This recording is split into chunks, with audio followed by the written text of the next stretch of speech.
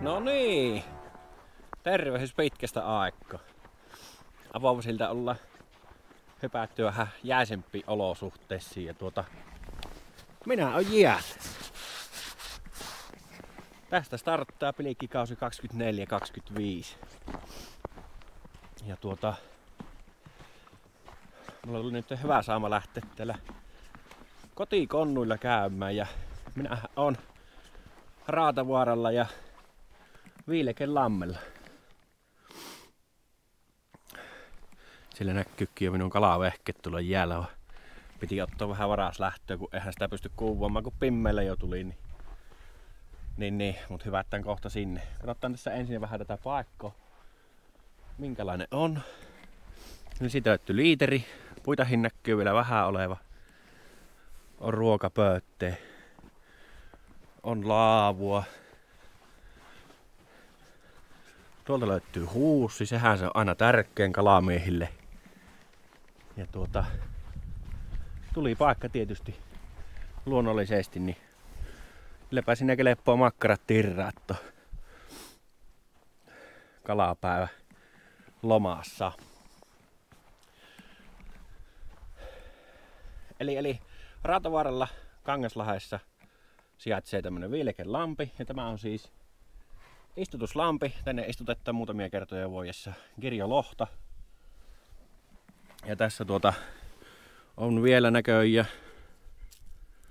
tuommoinen repaleinen paperi, josta sopi selvä, että voipi suoraan maksaa tuonne Suojärven osakaskunnan tilille 20 maksaa ja 2 lohta sopi ottoa ja otto-ongen käyttö on sallittu 2 vappaa sopi käyttää.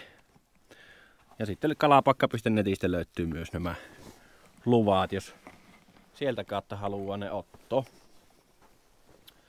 Tämä saattaa olla vähän tämmönen tuntemattomampi paikka monelle, vaikka olisikin ihan ajamatkan päässä. Tämä on vähän, ehkä silleen piilossa voisi sanoa, mutta. Mikäpäs tässä? Pilkkiparkki lukkee siellä. Joo. Minä olen tässä aikana ennen YouTubettamista niin jonkun verran kulkenut kalassa ja kyllä teiltä kaloja suopi, että ei oo ihan höpö puheita. Mut semmonen.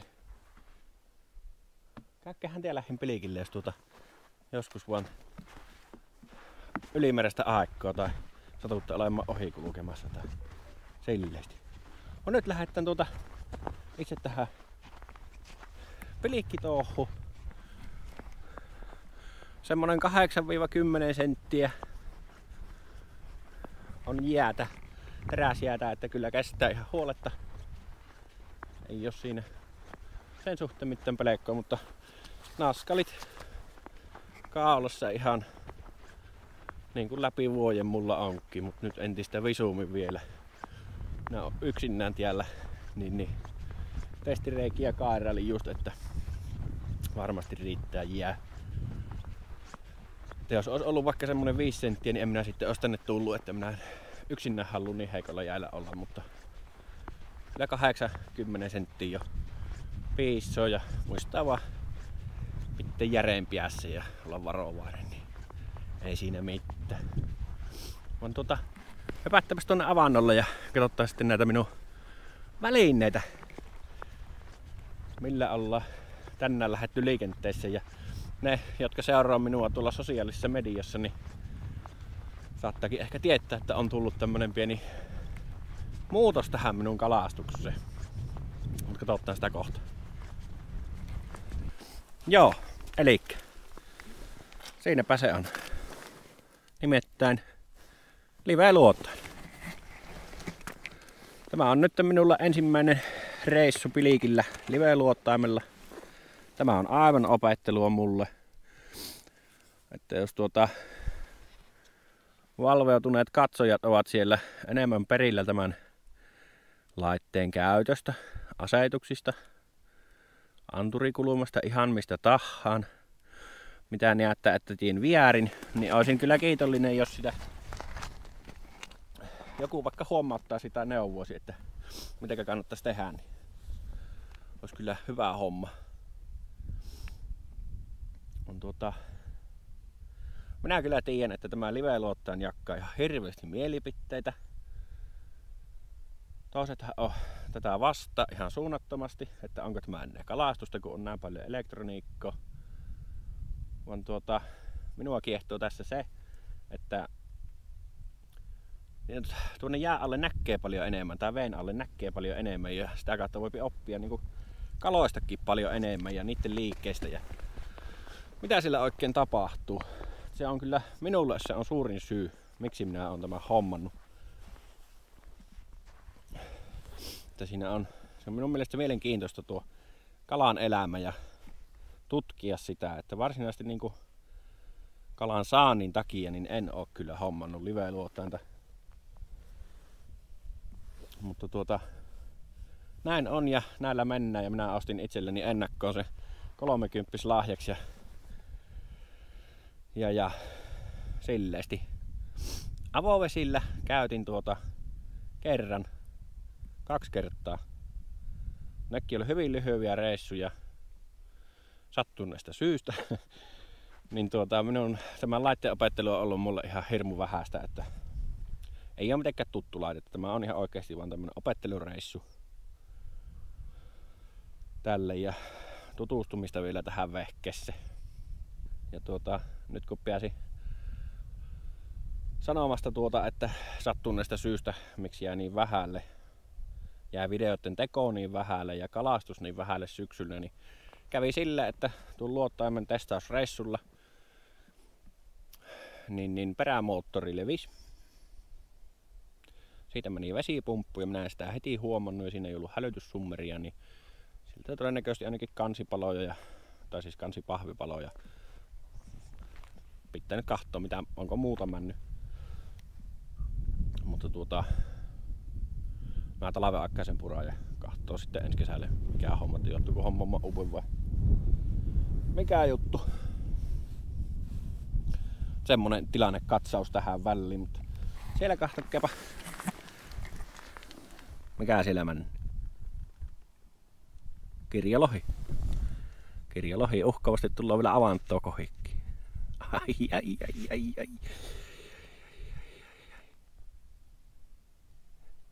Joo, siellä se viehettä oottelua.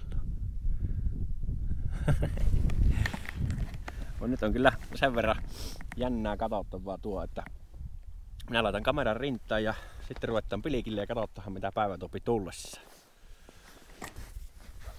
Joo. Minä tykkään kirjolohipilikillä uittua näitä liitsejä. Tämä on ihan mutuliitsi oikein, kaupallinen versio, mutta mä oon tehnyt paljon itekin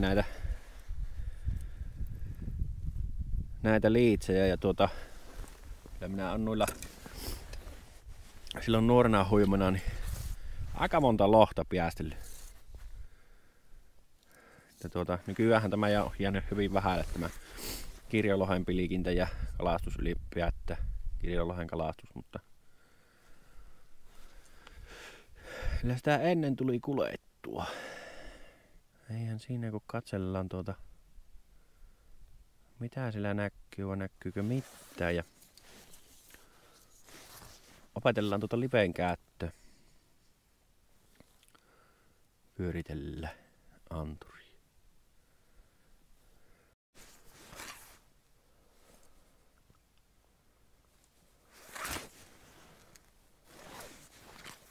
Nyt tulee lohi.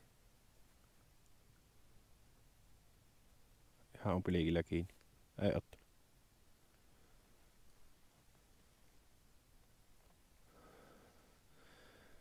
Ihan on pilikillä kiinni. Ei ota. Pyörii.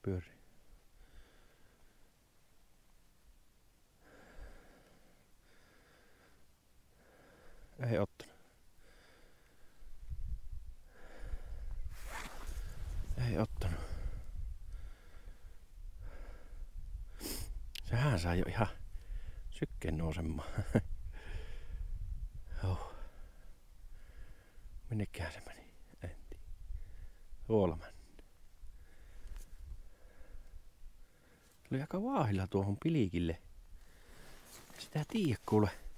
Tiedätkö lohisuohan tänään, kun aikamme tässä kokeilla.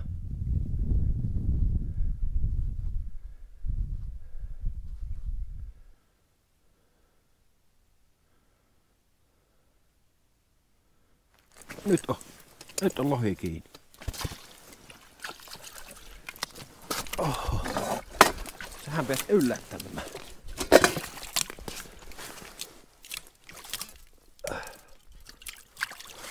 Noin. Sieltä vaan lohi tuli. Ei oo kyllä iso lohi, mutta lohi kuitenkin. Jes. Se pääsi yllättämään, kun vahin tuota toista lohta, mikä on tuossa poispäin mänössä, niin sehän olikin pilkillä kiinni. Jes. Ei oo kyllä. Ei oo varmaan kilonen. Mutta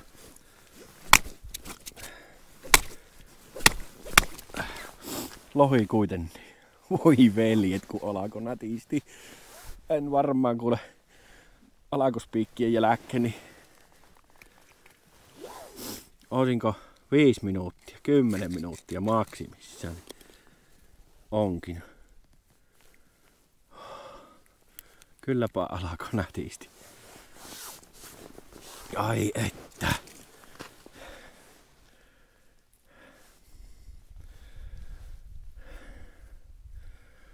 Musta on kuin mikä tuo lohi. Mikähän homma lienee. Aika lähellä tuosta jääkannen alta otti tommoset 1,5 metriä jääkannen alta, niin naukas kiinni.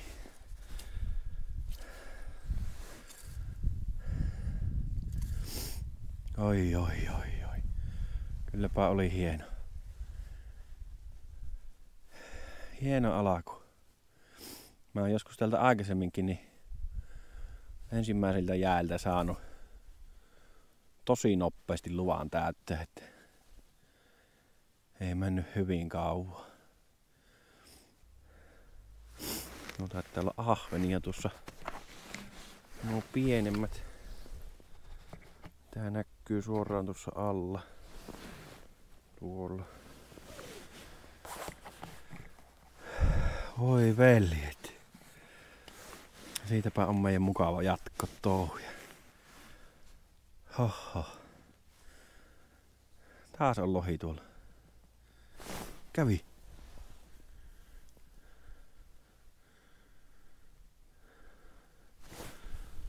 Kävi.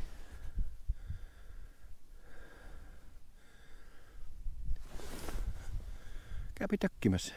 Ei pysy. Ei pysy. Kävi tökkimässä. Ihan hullun. No tämähän nyt on. Hullulla päällä oot. Nyt on. On. Kyllä pikkunen on lohi, mutta lohi kuitenkin. Voi veljet.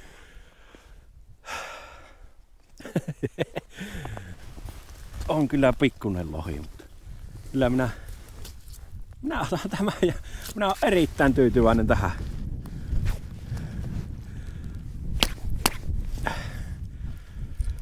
Tähän homma. Mitä ihmettä teillä tapahtuu? Ei oo todellista. Kello on 9.38 ja mulla on lupa täällä. No pienihän se on kyllä tuo toinen lohi. Vähän harmittaa, mutta ei se mitään kuule. Pitää tulla vaikka toisena päivänä uudelleen, jos tähän nyt niin intouttuu, mutta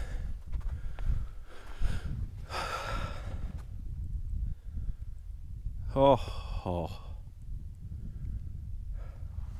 Nyt on sanaton.